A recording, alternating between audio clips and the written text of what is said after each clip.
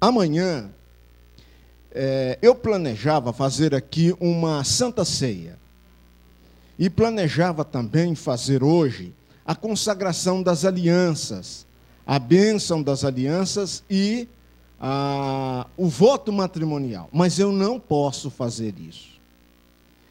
Eu posso dirigir a Santa Ceia só na minha igreja. Eu não posso dirigir aqui, ou qualquer outra igreja. Eu não posso fazer. Mas conversei com o pastor, ele me deu toda a orientação, e eu vou fazer uma oração pelos casais. Isso eu posso fazer como ancião consagrado. E eu vou fazer isso. E contei para ele o que eu vou falar hoje à noite, o assunto que eu vou falar, que é sobre a sexualidade cristã. E ele disse que eu deveria falar, que eu posso falar. Esse assunto é um tabu na igreja. Ninguém quer falar, ninguém tem coragem de falar. E muitos têm medo de falar, e até medo de ouvir. E eu penso que essa é uma das razões porque muitos de nossos jovens se desvirtuam por outros caminhos quanto à sexualidade. Então eu queria que vocês abrissem comigo a Bíblia no livro de Gênesis. Tá. Então leiam o capítulo 2, o versículo 18 até 24. Acharam? Então tá bom. Então diz assim: o Senhor Deus disse: não é bom que o homem esteja só. Eu lhe farei uma ajudadora semelhante a ele. O Senhor Deus da terra formou todos os animais do campo, todas as aves do céu, e os trouxe ao homem, para ver como lhes chamaria. E tudo que o homem chamou, até a todo ser vivente, esse foi o seu nome. O homem deu nome a todos os animais domésticos, às aves do céu, a todos os animais do campo, mas para o homem não se achava ajudadora semelhante. E o Senhor fez cair um sono pesado sobre o homem, e este adormeceu. Tomou-lhe então uma das costelas, fechou a carne em seu lugar. O Senhor Deus formou a mulher da costela que tomara do homem, e lhe a trouxe. O homem disse: esta é agora osso de meus ossos e carne da minha carne. Ela será chamada varoa, porque foi tomada do varão.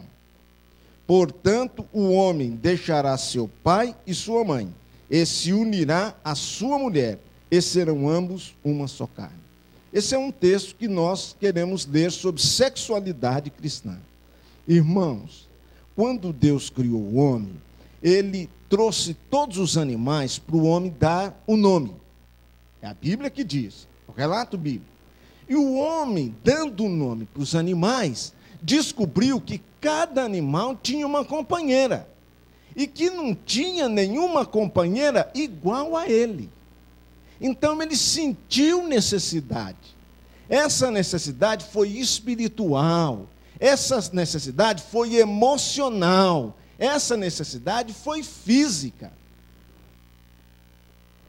Então o homem sentiu necessidade. Aí então Deus criou a mulher.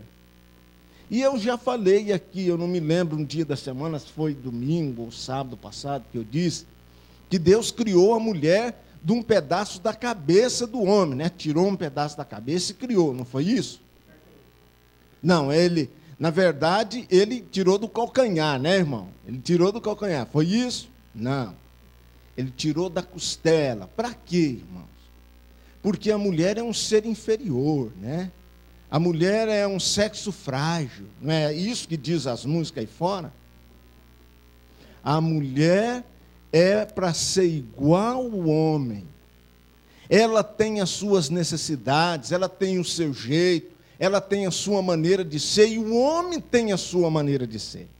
E eu falei aqui do irmão Ayrton, que é torneiro mecânico, e ele faz lá engrenagens.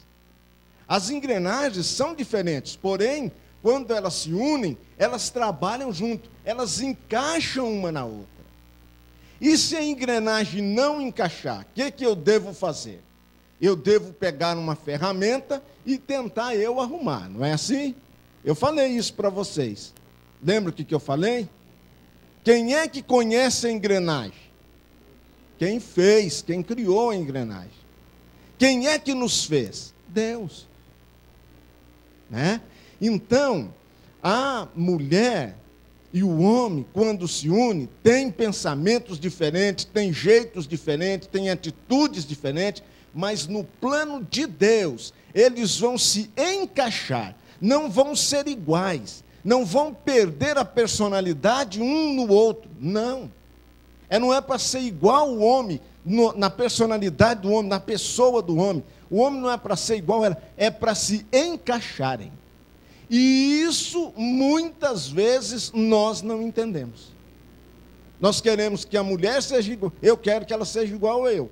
Pense igual a eu e faça o que eu quero. E não é assim. O casamento não tem esse objetivo.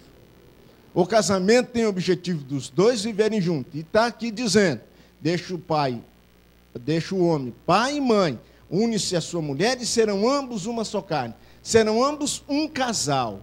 Casal significa um homem e uma mulher. Por quê? Se você tem duas meninas, e alguém chega para você e fala, quantos filhos você tem? Você fala um casal. O que a pessoa entende? Então, casal, segundo a Bíblia, é um homem e uma mulher. Serão ambos uma só carne, um casal. Um homem e uma mulher. A união do homem e da mulher. E aí, o seguinte, irmãos. O povo de Deus, em todas as épocas, enfrentou dificuldade com a sexualidade.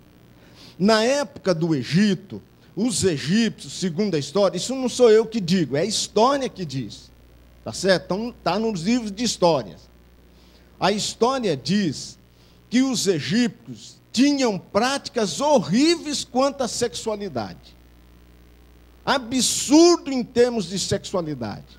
Praticavam sexo, pai com filho, mãe com filho, famílias praticavam sexo junto. Eles tinham verdadeiras deturpações sexuais.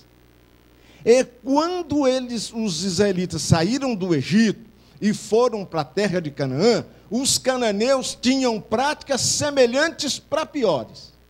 Sexo com animal e uma série de outras coisas. Então, para preservar isso, foi dado orientações nos livros de Êxodo sobre como seria a sexualidade dos filhos de Israel. Eu não quero entrar em detalhe, porque eu quero que vocês leiam isso. O irmão conseguiu? Tá. Mas cobrem dele. Tá. A graça esqueceu, né? Cobrem do irmão Cláudio esse livro aqui, ó. Estilo de vida cristã adventista. E aqui tem uma parte sobre a sexualidade. Não, mas tudo bem, não tem problema. Aqueles que não conhecem o livrinho e não têm, procure o irmão Cláudio que ele vai providenciar um para vocês. Mas a irmã já disse aqui que foi dado aqui na igreja para todo mundo. Então leiam isso, ó, sexualidade humana. Como é que deve ser o comportamento do casal cristão? Que práticas sexuais o cristão pode utilizar e que práticas não pode e não deve ser utilizadas pela Bíblia? Está aqui. Eu não vou detalhar isso, tá certo? Mas eu quero que vocês leiam, que está aqui. Isso é o estilo de vida adventista. Todo cristão adventista deveria viver isso. Por quê? Vocês já viram falar? Eu aprendi isso com um pastor que esteve aqui, pastor Aristarco. Ele passou por aqui, a Débora conheceu ele, a Rosa conheceu, acho que o Cláudio também conheceu. Pastor Aristarco era um pastor de igreja que tinha um nível de doutor em teologia. A biblioteca dele era coisa fantástica. Ele passava dias estudando. Nas férias ele ficava 5, 6 dias direto, 24 horas estudando. Parava, comia um lanchinho e ia estudando. Pergunta para eles como é que era o sermão do pastor Aristarco. Ele não fazia sermão com menos de 1 hora. E ninguém saía da igreja. É isso ou não é? É isso ou não é, irmão? Ninguém saía. O conhecimento que aquele homem tinha. Então ele disse o seguinte: vocês já viram falar de uma religião que o povo de Israel sempre teve problema com ela? Baal. Já viram falar, né? Pois eu vou contar para vocês por que eles tiveram problema com essa religião. Baal era o deus da fertilidade. Então, o templo de Baal ficava as sacerdotisas de Baal. Aí um adorador de Baal ia levar uma oferenda para o deus Baal lá no templo. Como gratidão, ele praticava sexo de graça com a sacerdotisa. Na hora do culto do deus Baal, todo mundo, crianças, jovens, velhos e adultos, praticavam sexo como parte do ritual do culto do deus Baal. A primeira experiência sexual de uma jovem adoradora de Baal era com o sacerdote no templo. Essa é uma das razões por que o povo de Israel gostava de Baal. Sexo à vontade. Vocês não sabiam disso, né? Pois isso está na história. Então, Deus colocou orientações para nós cristãos sermos diferentes das pessoas lá fora. Hoje no mundo é quase igual. Por exemplo, duas cidades, e as cidades ao lado dessas duas cidades foram destruídas, Sodoma e Gomorra. Uma das razões foi a depravação sexual. Em Sodoma não tinha limites o desejo, o apetite sexual das pessoas. Eles eram tão depravados que se aparecesse uma visita na cidade, uma moça, eles iam lá, pegavam a moça, abusavam sexualmente dela até ela morrer. Os homens praticavam sexo com o homem, matavam uns aos outros, e assim a cidade era terrível. Por práticas sexuais, Sodoma e Gomorra. Aí, o Deus deu orientações para que o cristão não tivesse esse tipo de prática, fosse puro, mas não que o sexo é nojento, não que o sexo é pecado. Dentro do plano de Deus, ele é uma bênção. Eu falei para vocês que o sexo, segundo os psicólogos, tem o objetivo de manter a harmonia e o equilíbrio entre o casal. E os psicólogos dizem que o casal que não tem uma boa frequência sexual, não tem uma boa vida sexual, ele tem muito problema de relacionamento, muitas brigas, muitas intrigas, muitas divergências. Não sou eu que falo isso, é psicologia. Então, Deus tinha um plano para a sexualidade. E eu quero que vocês abram o plano, porque a Bíblia... Não, a Bíblia não fala de sexo. Será que não? Ela não fala de vida sexual, já me falaram isso. Isso é nojento, isso é sujo. Será que é assim? Muito bem, então vamos abrir em 1 Coríntios. Olha o que o apóstolo Paulo... uma coisa, me perguntaram sobre o estado civil do apóstolo Paulo. O espírito de profecia, a Bíblia, não diz o que eu vou dizer. Mas os estudiosos, os pesquisadores, os teólogos, dizem o seguinte: Paulo, ele pertencia ao Sinédrio, a parte política do povo de Israel na época dele. E todos os componentes do Sinédrio tinham que ser casados. Mas Paulo, nas suas cartas, falam, dando a impressão que ele não era casado. Então, os teólogos acreditam que ele era casado porque ele era membro do Sinédrio e que depois ele se separou da família para pregar o Evangelho. Isso não está na Bíblia, isso não está no Espírito de Profecia, porém os pesquisadores acreditam nisso. Então, aqui em Coríntios, 1 Coríntios, capítulo 6, versículo 15. Paulo aí na sua Bíblia, se você ler os temas, os tópicos, ele está falando sobre a imoralidade sexual. O mundo antigo, em todas as épocas, não foi diferente do nosso mundo. A gente acha que o nosso mundo está deturpado sexualmente, mas por que vocês não leem muita história? Leiam uma história geral. Tem alguns historiadores, como César e Cantu, por exemplo, é um dos que eu mais gosto, Flávio José. Só que os livros de Flávio José é difícil de encontrar. Os de César e Cantu são mais fáceis de encontrar. A biblioteca tem, por exemplo. História geral, conta toda a história para você. São vários livros, são 15, 16 livros da história antiga. A Grécia Antiga, eles deturpavam o sexo. Havia prostituição de todo tipo. Havia poligamia, mesmo entre os judeus, e não era aprovada por Deus. O homem tinha 3, 4 mulheres. Os romanos tinham essa prática, os gregos tinham essa prática. E Corinto, por exemplo, era uma cidade portuária. Tinha muitas prostitutas. Elas rapavam a cabeça. Razão pela qual Paulo disse em um dos seus escritos aos Coríntios que a mulher deveria ter o cabelo comprido, no lugar do véu. E quem não tivesse o cabelo comprido, naquela época, naquele contexto, deveria colocar o véu. Mas isso não era uma regra para a igreja em todas as épocas. Era um costume, Paulo orientou isso. Então, era comum um homem, por exemplo, ter a família e se prostituir. Era comum no mundo antigo. Aí, olha o que ele disse aqui, sobre a imoralidade sexual. Está escrito aqui na minha Bíblia, e está escrito na sua também. Quantas Bíblias está escrito isso? A sua Bíblia está escrito isso? Não, capítulo 6, verso 12. Está escrito assim, imoralidade sexual. Está escrito em cima do seu? No seu está? Aí. Não, aqui, ó. Está assim, ó.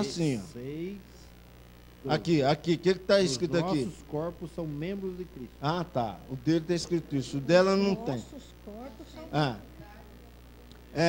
exatamente. Então veja que todas as traduções falam da sexualidade aí. Paulo falando da sexualidade. O que ele fala? Capítulo 6, versículo 15, diz assim: não sabeis vós que vossos corpos são membros de Cristo? O que ele fala aí? Não, os ossos. Mas é verdade isso? É verdade ou não? Está escrito na Bíblia. Você não sabe explicar, mas está escrito, você acredita, né? Não tem. Não tem. Então, deixa eu dizer. Quando Paulo diz, os vossos corpos são partes de Cristo, é que quando você aceitou Jesus, você tornou-se uma nova criatura. Você ressuscitou em Cristo. Você agora faz parte do reino eterno. O seu corpo pertence a Cristo de agora em diante. Então ele diz assim, verso 15: não sabeis vós que os vossos corpos são membros de Cristo? Tomarei, pois, os membros de Cristo e os farei membros de prostituta? Evidente que não. Há um pensamento reinante no mundo que você pode praticar sexo com qualquer um, não é só com sua esposa, com a sua vizinha, deu bola, caiu na rede, é peixe, e é assim. Aí fora é assim. As festas têm essa conotação. As roupas, os estilistas projetam as roupas para serem sensuais, para serem atrativas. Você vê isso nos programas de televisão. Essa sexualidade desenfreada. Isso puxa o homem para baixo, para o pecado. Mas o sexo, dentro do plano de Deus, não é assim. Por isso é que nós orientamos que a mulher cristã nunca deveria ter uma roupa atrativa sexualmente. Esse é o estilo de vida adventista. É o estilo de vida cristã, diferente do mundo. Mas aí as pessoas pensam nisso e acham que entre o casal não deve ter sexo. Então olha o que o apóstolo Paulo diz. Verso 16: ou não sabeis que o que se une a uma prostituta, ou qualquer mulher, tá? Uniu-se a uma mulher fora do casamento, não sabeis que o que se une a uma mulher faz um só corpo com ela, pois serão, como se diz, os dois numa só carne. Lá o verso de Gênesis. Entendeu? Então, fora do casamento, o sexo é uma tragédia. Aí diz assim, mas o que se une ao Senhor é um espírito com ele. Fugir da prostituição. Prostituição, irmãos, não é só ir com uma mulher profissional. É sair do ciclo familiar, do ciclo matrimonial de relacionamento íntimo. O relacionamento íntimo é só para o casal, é só o marido e a mulher. Outra coisa que eu queria dizer para vocês, muitas pessoas contam as suas intimidades para outras pessoas, e isso acontece às vezes até na igreja. Isso não deveria acontecer. O que acontece entre você e a sua mulher, só vocês devem saber. Nem pai, nem mãe, ninguém deve saber. Nem o melhor amigo deve saber. Você não deve contar as suas intimidades para ninguém. Outra coisa, aí fora tem um ditado que diz assim, dentro de 4 paredes para o casal vale tudo. Não é verdade. Esse livro fala que algumas práticas sexuais o casal cristão não deve praticar. Por quê? Eu falei para vocês que o sexo é santo, o sexo é sagrado, é tão sagrado quanto o sábado. São as 2 instituições que vieram do Éden.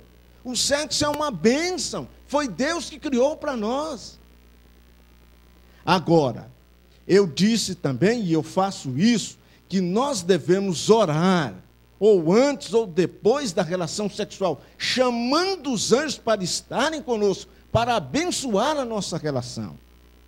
Agora, como é que eu vou chamar os anjos para estar comigo, se as minhas práticas sexuais são aborrecíveis, abomináveis diante de Deus? Isso é uma incoerência. Então, continuemos aqui. Vocês agora vão lá para o livro de Efésios. Está aí na frente. 2 Coríntios, depois em Gálatas, depois em Efésios. Efésios 5, versículo 22. Olha o que o apóstolo Paulo fala aí. Efésios, capítulo 5, versículo 22. Acharam? Então vamos lá. Vós, mulheres, submetei-vos a vossos próprios maridos como ao Senhor. O que é submeter? Ser submissa. Aí, então, a mulher tem que ser um capacho, tem que ser um tapete, e o homem tem que pisar em cima, porque aqui está escrito.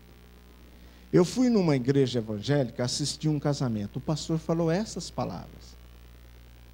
Isso está completamente errado. Não é isso que o texto diz. Um pastor famoso aqui em Araras, não um adventista, falou isso no púlpito, com a igreja assim de gente. Submeter-se é concordar dentro do contexto com o marido. Estar submissa é estar sobre as orientações do marido, mas não quer dizer que ela deve virar um tapete, um capacho e o marido pisar em cima. Não é isso que a Bíblia diz. E aí diz assim, pois o marido é o cabeça da mulher, como também Cristo é o cabeça da igreja, sendo ele próprio o salvador do corpo. O que esses 2 versos estão falando sobre o casamento e Cristo? Exatamente, uma correlação, uma ilustração. O casamento é um símbolo da união com Cristo. Assim como no casamento deve haver a entrega total do marido e da mulher, do corpo, dos corpos, a união de corpos, assim deve haver a união nossa com Cristo. Aí alguém um dia me perguntou, mas então Deus pratica sexo? Mas é lógico que não. É apenas uma ilustração, é apenas uma comparação, uma figura de linguagem. O casamento é com respeito, pois não, irmão? Agora com Deus. Exatamente. um respeito mútuo, né? Uma submissão no sentido de estar juntos, de concordar, de haver conciliação. É esse o objetivo. Aí diz assim, verso 24. Mas assim como a igreja está sujeita a Cristo, assim também as mulheres em tudo aos seus maridos. Maridos, amai vossas mulheres como também Cristo amou a igreja, e assim mesmo se entregou por ela, para a santificar, limpando-a com a lavagem de água e pela palavra, para apresentá-la a si mesmo como igreja gloriosa, sem mancha, sem ruga, nem qualquer coisa parecida, para que seja santa e imaculada. Assim os maridos devem amar suas mulheres, verso 28. Como? Não. Como? Lê o restante do verso para mim, Bia. Irmãos, o que está falando aí? Explica para mim, eu não entendi. Explica para mim, interpretação de texto. Explica para mim. Para pisar na mulher, né? O pastor tinha razão. Completamente um absurdo. Olha o que Paulo diz. A gente não pode ler um texto e interpretar do jeito que a gente acha. Tem que ler o contexto. Tem que ler vários textos. Exatamente. Tem que aceitar. O marido é o cabeça. Ele falou isso no púlpito. Absurdo, absurdo. Exatamente. Exatamente. Mas é isso que a Bíblia ensina. O que está escrito aí, no verso 18? 28, o que diz? Então, se eu não amo a minha mulher, o que está dizendo aí? Eu não me amo. É isso que a Bíblia está dizendo. E aí diz mais, o restante do verso, o que diz? Não, 28, o restante.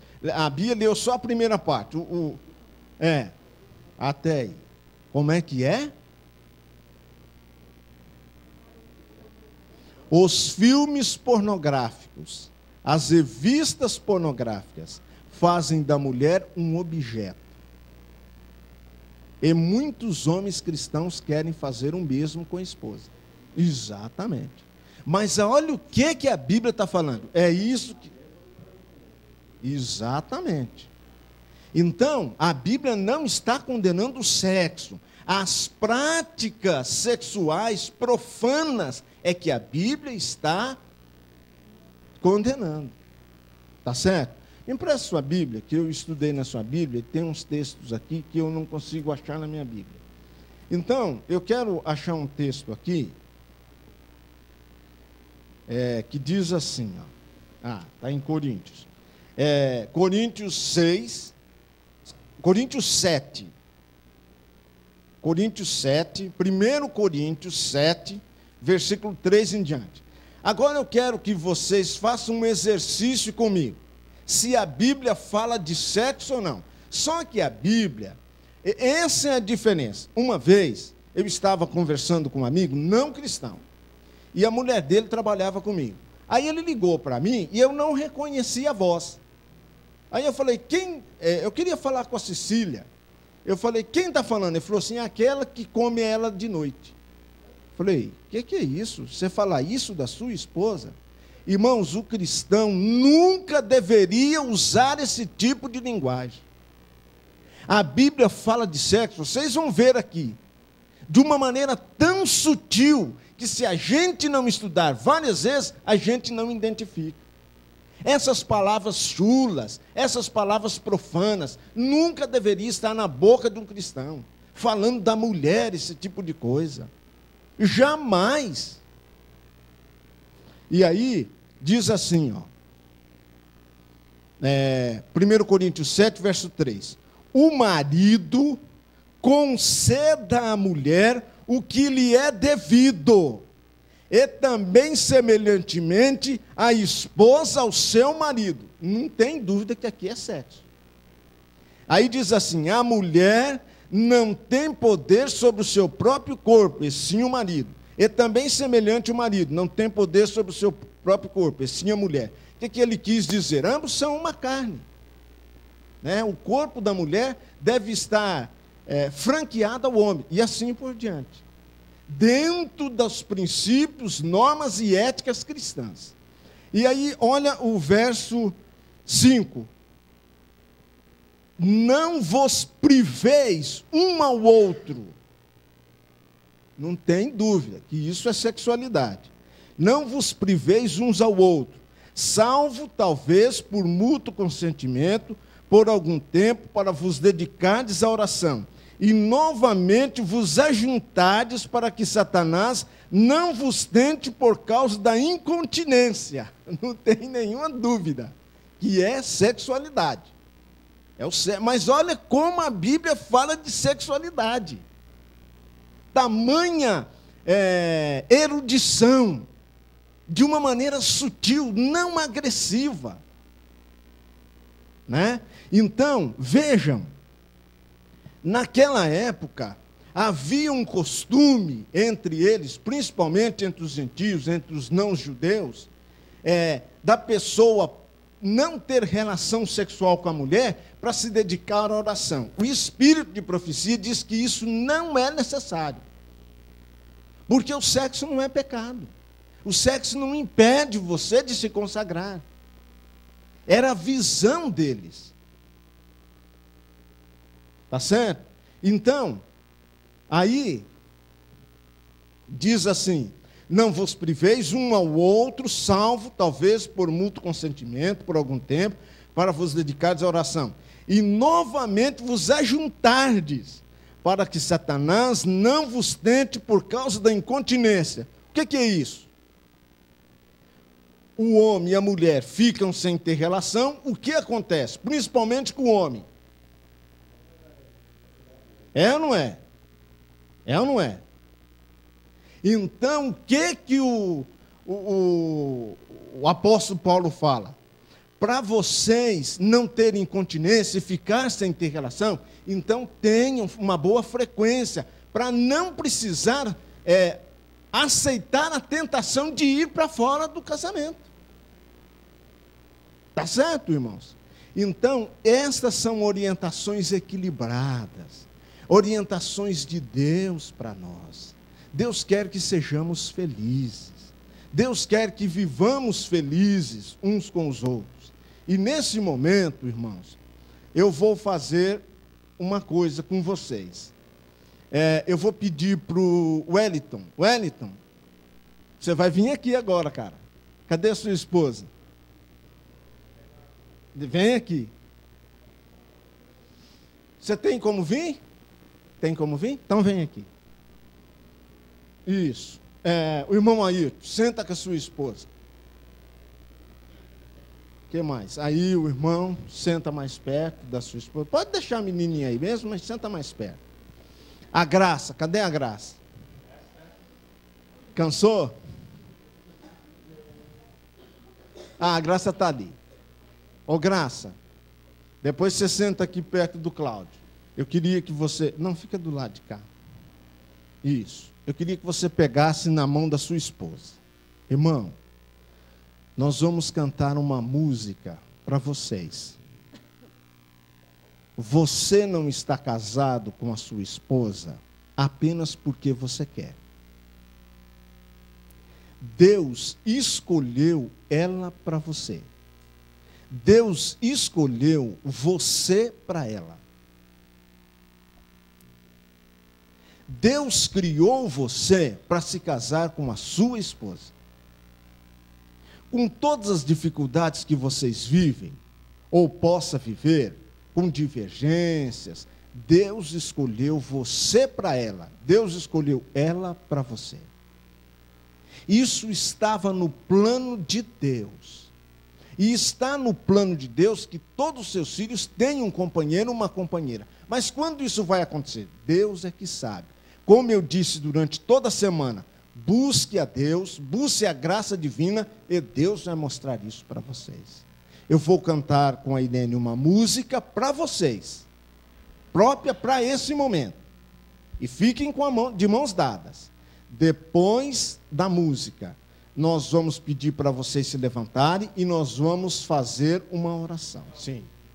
Ou pelo menos houve divergência nessa área, né? Essa área influenciou para o problema, né? E aí, eu não sou um especialista na área, gostaria que vocês pudessem uma hora convidar um especialista na área para falar sobre sexualidade cristã, sobre convivência do casal, e aí poderíamos explorar mais, só para casais, né? Só para casais poderíamos explorar mais esse lado e falar mais sobre esse tipo de coisa. Então, agora a Jo está aí, né? O Wellington. Então nós vamos cantar para vocês, tá bom? E eu queria que depois que vocês meditassem na música, e depois então nós vamos fazer uma oração consagrando todos nós o voto que um dia fizemos lá na igreja. O meu fazem 30 anos. E a dona Luzia foi testemunha. Ou seja, ela estava lá, ela viu o meu casamento, né, dona Luzia? Lá em Goiânia, ela estava lá, ela viu. O voto que nós fizemos um dia não foi por acaso. E outra coisa, não foi uma coisa banal. Eu fiz aquele voto para Deus e para minha esposa, diante da minha família e da família dela. E foi o meu tio que fez o casamento, pastor. Então, nós vamos cantar e depois vamos fazer oração.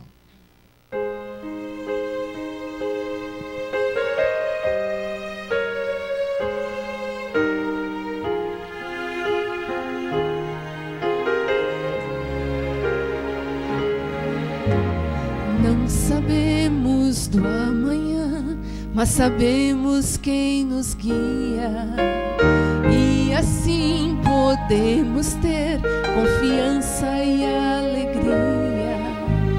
Sempre orei que um dia Deus unisse nossas vidas, e Ele respondeu a oração.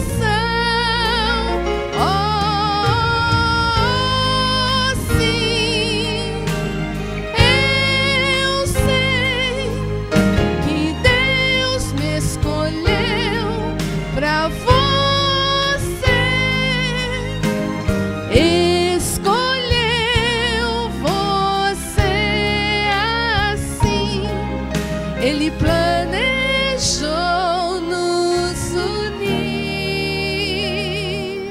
assim.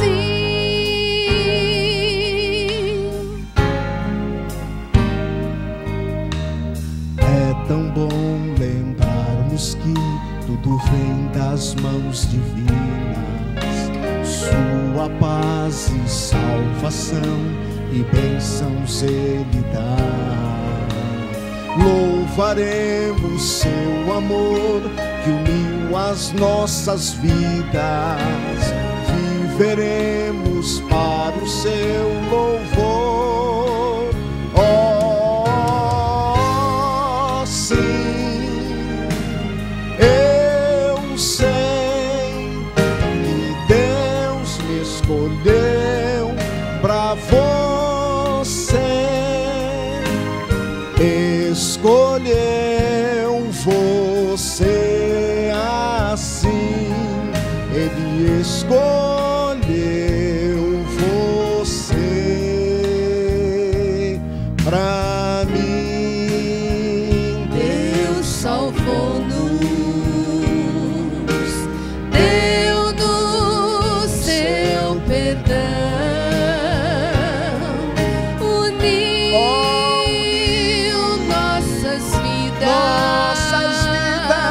Com sua própria mão. Oh, sim, eu sei que Deus me escolheu pra você. Escolheu você assim. Ele escolheu você. Escolheu você. Oh,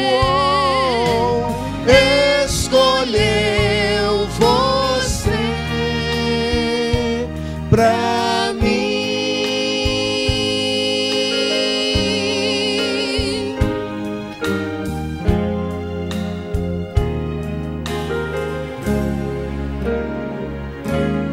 Pra mim.